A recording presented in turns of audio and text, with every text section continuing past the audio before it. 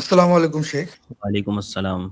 شیخ ایک بھائی کے جانب سے ایک سوال ہے، وہ ابھی بہت ہی پریشان ہے.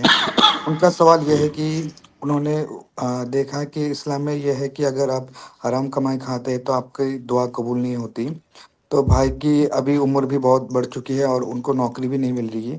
تو وہ ابھی جو کمائی کھا رہا ہے ان کو تو نوکری نہیں ہے، باپ کی کمائی کھا رہا ہے، لیکن ان کے باپ نے جو پہلے حرام کمائی سے جو پراپرٹی بنائی اس سے رینٹ وغیرہ آتا ہے یا اسی سے ہی سب کچھ مطلب کمائی آتی ہے. تو وہ بیٹا اس کو کھا رہا ہے، تو کیا وہ حرام کمائی کھا رہا ہے؟ کیا اس کی وجہ سے اس کو اس کی دعا قبول نہیں ہو رہی؟ یہ ان کا سوال ہے.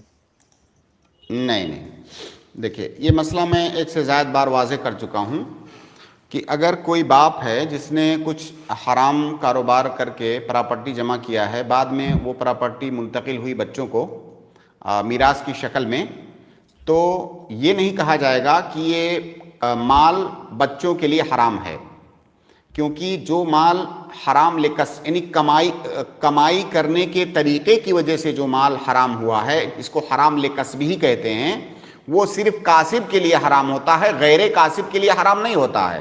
جیسے آپ اس کی ایسے مثال لے لیں جی. کہ کوئی ایک آدمی ہے جس کا شراب کا کاروبار ہے، اس کے پاس بہت سارا پیسہ ہے شراب کے کاروبار سے. اس آدمی کے ہاں کوئی اور بھی کام ہے جہاں پہ جا کے آپ نے مزدوری کیا، اس آدمی کے گھر آپ نے مزدوری کیا، وہ شراب والے بزنس سے متعلق مزدوری نہیں، کوئی اور کام کیا، آپ نے کوئی سروس دیا اس کو، جائز سروس.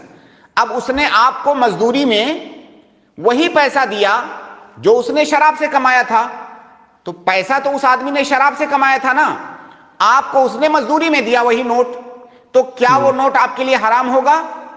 نہیں حرام ہوگا، کیونکہ آپ کے پاس وہ نوٹ دوسرے طریقے سے آیا ہے، تو آپ کے لیے وہ حرام نہیں ہے، کیونکہ آپ اس کے کاسب نہیں ہیں. حرام طریقے سے جو اس کا کسب ہوا ہے اس کے کاسب آپ نہیں، وہ دوسرا شخص ہے.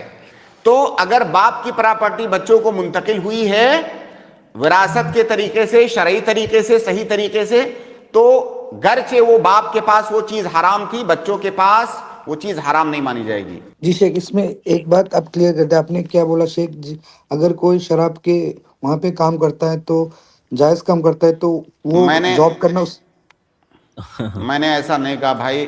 خطرہ سب سے بڑا یہی ہوتا ہے، بہت بڑا یہ خطرہ ہوتا ہے جی کہ ہماری کسی بات کا غلط مطلب سمجھ کے پھر مطلب ہم جو کہنا چاہتے ہیں اس کے الٹا سمجھ. مان لیجئے ایک آدمی کا ایک شراب کی کمپنی ہے اور ایک دودھ کی کمپنی ہے، جی دودھ کی ڈیری بھی چلاتا ہے وہ، اور الگ ایک جی شراب کا کاروبار بھی آپ اس کے دودھ کے ڈیری پر نوکری کرتے ہیں، تو کیا نوکری کرنا جائز ہوگا کہ نہیں؟ آپ کا ہوگا جائز. جائز ہوگا. تو میں یہی بات کہہ رہا تھا